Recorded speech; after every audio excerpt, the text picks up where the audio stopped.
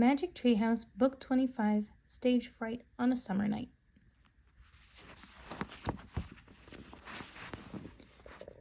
Chapter 1, Special Magic. Jack and Annie sat on their porch. Lightning bugs blinked in the warm summer twilight. "Wow, a shooting star!" said Annie, pointing at the sky. Jack looked up, just in time to see a streak of light flash through the sky. The light hovered above the Frog Creek woods. Then it disappeared into the treetops. Jack caught his breath. He turned to Annie. "That was no shooting star," he said. "Right," she said. They jumped up. Jack grabbed his backpack from inside the front hall. "Dad, Mom, can we go out?" he called. "We'll be back soon." 10 minutes, no more, their mom said. "Okay," said Jack. He closed the door. "Let's go, hurry." He and Annie ran across their yard. They ran down their street. They ran into the woods. They ran until they came to the tallest oak. They looked up. "Yep," said Annie. Jack just smiled. He was too happy for words. "That's our shooting star," said Annie. "The Magic Treehouse." She grabbed the rope ladder and started up. Jack followed.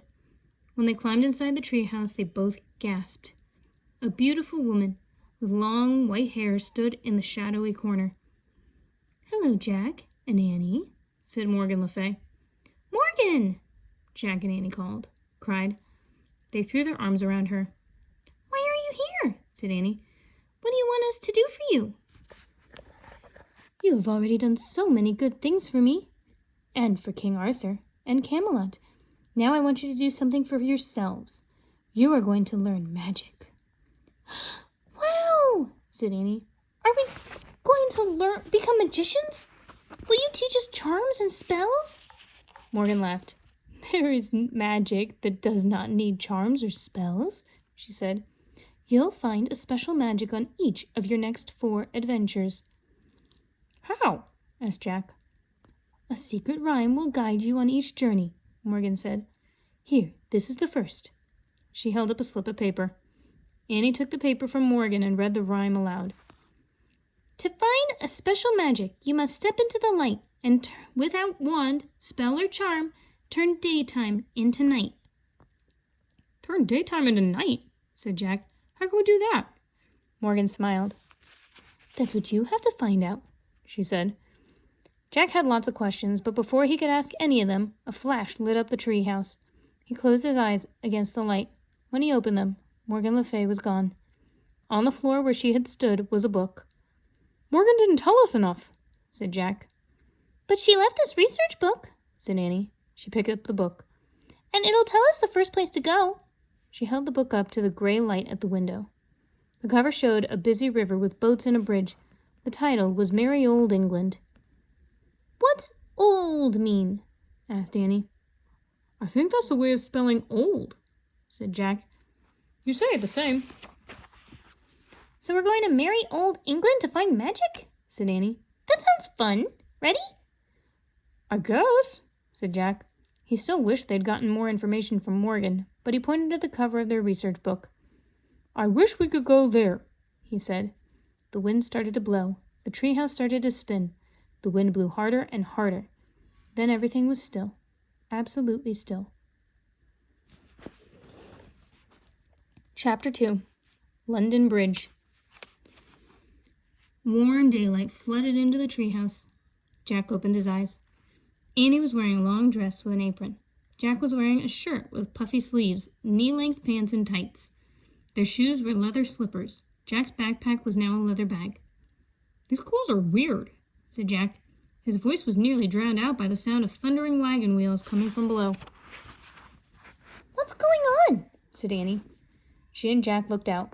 The treehouse had landed in a patch of trees near a wide brown river. Wagons, carts, and people were heading toward the river. Ferry boats, sailing ships, and white swans glided across the water. "Wow, it's so busy," said Annie. Jack opened their research book and read, "In 1600, over 100,000 people lived in London, England. At that time, England was ruled by Queen Elizabeth I. She was much loved by her people." A queen? Cool, said Annie. Jack took out his notebook and wrote, London, 1600, Queen Elizabeth I. I've never seen a bridge like that, said Annie, looking to the left. Jack looked with her. A giant stone bridge crossed the river. The bridge looked like a small town. It was crowded with houses, shops, and even a church.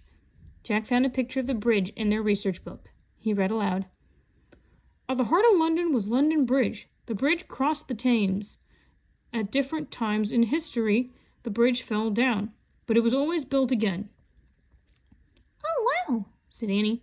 That must be where the song comes from, she sang. London Bridge is falling down, falling down. While Annie sang, Jack took out his notebook and wrote, London Bridge crosses Thames, river crowded with stores and houses. Let's go look for magic, said Annie. She read Morgan's note again. To find a special magic, you must step into the light, and without wand, spell, or charm, turn daytime into night. Jack squinted up at the sky. It was very blue, without even a cloud. But it's impossible, he said, shaking his head. He threw the research book and his notebook into his leather bag. Then he followed Annie down the rope ladder. When they reached the ground, they started walking toward the river. Pig, you, Annie said, holding her nose. The river smelled terrible. No one else seemed to mind the smell, though. People were cheerfully piling into ferry boats or heading for the bridge. They all seemed happy, as if they were going someplace fun. A group of ragged boys brushed past Jack and Annie. They were about 12 or 13 years old, and they were laughing out of breath. Hurry, we'll be late, one shouted. The boys ran toward the stage gateway leading onto the bridge. Late for what? Said Annie. What's on the other side of that bridge? Why are they in such a hurry to get there? I don't know, said Jack. He pulled out their research book. I'll see what the book says. No, let's just go or we'll be late, said Annie. She took off running. Okay, said Jack. He put away the London book and ran after her toward London Bridge. Chapter 3. The Bear Garden. Jack and Annie passed under the stone gateway that led onto London Bridge. As they started across, Jack was amazed. The bridge was so noisy and smelly. Wagon wheels rumbled like thunder over the cobblestones. Pots clanked in carts, horses neighed, shopkeepers shopped. Good pies! Hot peas! New pins! Look, Beatrice, there's a bear. Shoes, soap, salt. A shopkeeper caught Jack's eye. What lack you, boy? He shouted. Nothing, thank you, said Jack, and kept walking. Watch out! A cart driver yelled. Jack grabbed Annie's hand. He pulled her out of the way. The car rolled past them over the narrow roadway. Look, said Annie. She pointed to a bear in a wooden cage in the back of the cart. The bear had matted brown fur. His head was down. As the cart rumbled on, Jack shook his head. What's next? He said. Them, said Annie, looking up. She pointed at huge black birds sitting hunched at the edges of the rooftops. The birds sat still as they stared down at all the carts and animals and people crossing London Bridge. Jack shivered and moved quickly past the gaze of the giant silent birds. Finally, he and Annie came to the end of the bridge. They stepped onto the riverbank. There they stopped and looked around. I wonder where those big kids went, said Annie. Jack studied the crowd heading down the road that led from the bridge. There was no sign of the group of ragged boys. Jack took out their research book. He found the picture of London Bridge. He read aloud. London Bridge connected London to the south bank of the river, an area where Londoners went for entertainment. The Bear Garden was a popular spot. The Bear Garden? Said Annie. That sounds good. Where's that? Jack found a map of the south bank, labeled Bear Garden. Here, he said. He looked up. And there! He pointed to a dark round building in the distance. Great, said Annie. I want to see the garden filled with bears.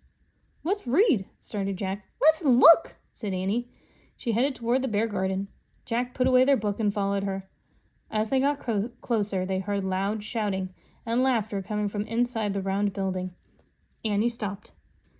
Wait, she said. I'm getting a bad feeling about the bear garden. Maybe we should read more about it. Jack opened their book again. He read aloud. At an arena called the Bear Garden, people watched bears fight with dogs. Animal fights were a common sport in Old England. They are against the law today. Bears fight with dogs? Yuck, said Annie. I couldn't stand to watch that. Me either, said Jack. Forget that place. He started to walk away. Hey, Jack, look over there, said Annie. She pointed to a cart nearby. That's the bear that passed us on the bridge.